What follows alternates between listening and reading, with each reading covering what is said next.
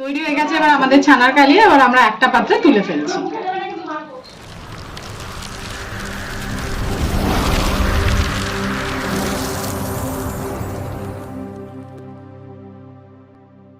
নমস্কার বন্ধুরা, অরিত্রিস কিচেনে আরো একটা নতুন ভিডিওতে আপনাদের সকলকে স্বাগত জানাই। চলে এসেছি আরো একটা নতুন রেসিপি নিয়ে। আজকে যে রেসিপিটি আমি শেয়ার করবো সেটি হচ্ছে ছানার কালিয়া।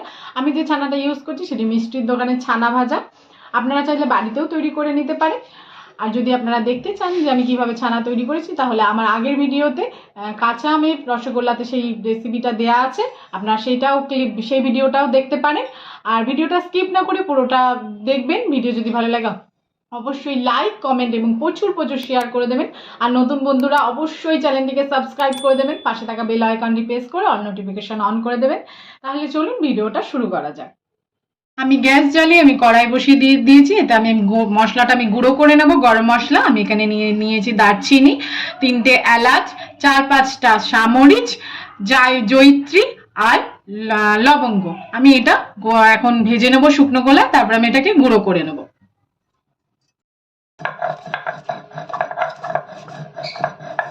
আমি বসিয়ে দিয়েছি, কড়াই আমার গরম হয়ে গেছে। এটা আমরা তেল দিয়ে সাদা রিফাইন অয়েল দিয়ে দিচ্ছি।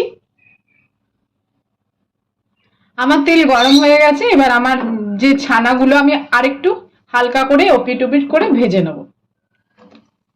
এগুলো ভাজাই, তবুও আমরা একবার হালকা করে ভেজে নিচ্ছি।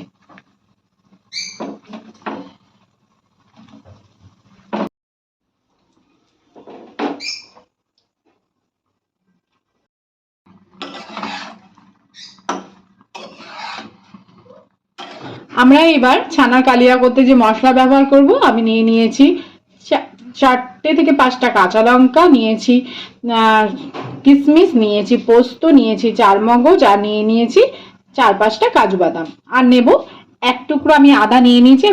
আমি টুকরো টুকরো করে আদাটা কেটে নিলাম। এবার আমি একটা পেস্ট বানিয়ে নিচ্ছি। আমরা ছানাগুলো এপিট ওপিট করে ভালো করে ভেজে নিয়েছি।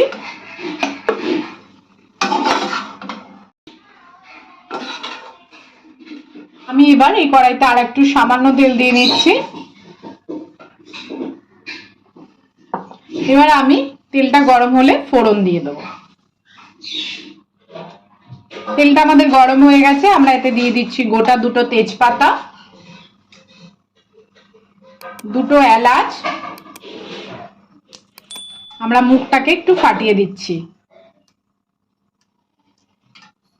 দিয়ে দিচ্ছি একটা দারচিনির টুকরো, একটা লবঙ্গ আর গোটা জিরে। ফোড়নটা আমরা একটু ভালো করে ভেজে নেব। ফোড়ন আমাদের ভাজা ভাজা হয়ে গেছে। এবার আমরা এতে দিয়ে দিচ্ছি একটা টমেটো, আমি 4 টুকরো করে নিয়েছি। আমরা এর মধ্যে দিয়ে দিচ্ছি 1 চামচ হলুদ গুঁড়ো, 1 চামচ লবণ, 1 চামচ কাশ্মীরি লঙ্কার গুঁড়ো, 1 চামচ ধনে গুঁড়ো,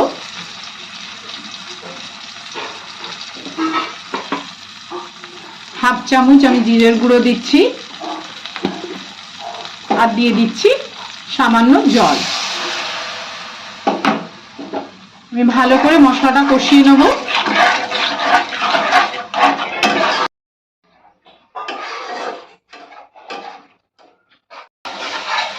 আমরা ভালো করে মশলাটা কষিয়ে নিয়েছি। এবার আমরা দিয়ে দেবো পেস্ট করা মশলাটা।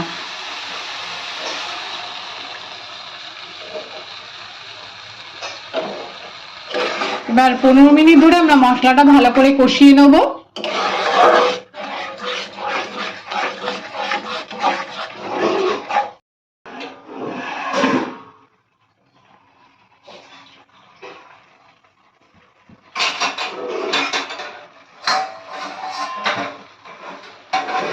এর মধ্যে আমরা দিয়ে দিচ্ছি 2 চামচ টক দই।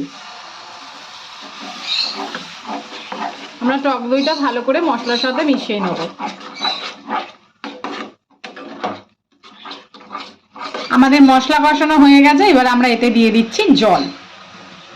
আমরা মশলা ধোয়া জল দিয়ে দিচ্ছি।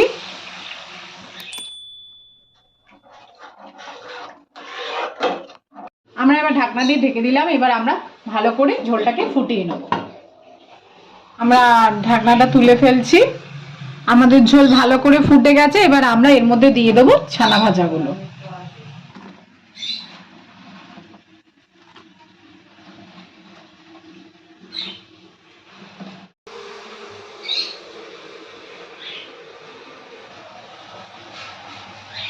এবার ভালো করে আমরা মিশিয়ে নেব।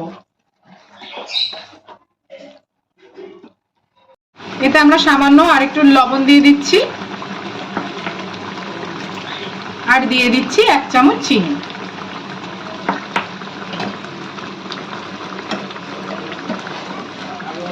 ভালো করে আমি মিশিয়ে নেব।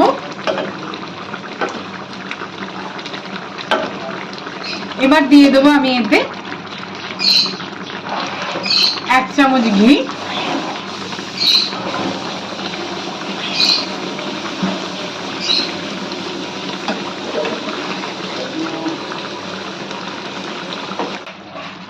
এবার আমি দিয়ে দিচ্ছি গরম মশলার গুঁড়ো। আমি গরম মশলার গুঁড়োটা দিয়ে ভালো করে মিশিয়ে নেব।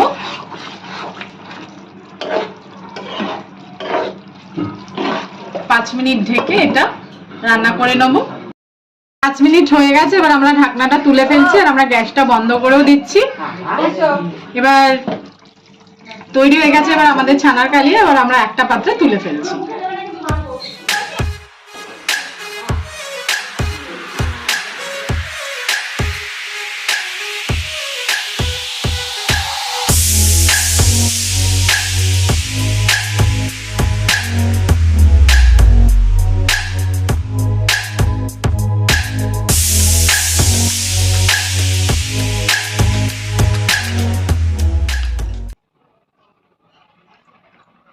কেমন হয়েছে ছানার কালিয়া? অসাধারণ, অসাম।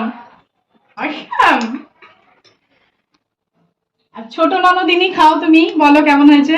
আমি দেবো, কেটে দেবো, দাঁড়াও কেটে দেবো।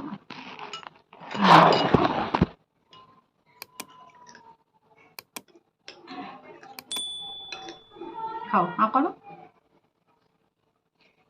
করো। সম্পূর্ণ ভিডিওটা দেখার জন্য সকলকে জানাই ধন্যবাদ। সবাই ভালো থাকবেন, সুস্থ থাকবেন। দেখা হবে পরের ভিডিওতে। টাটা।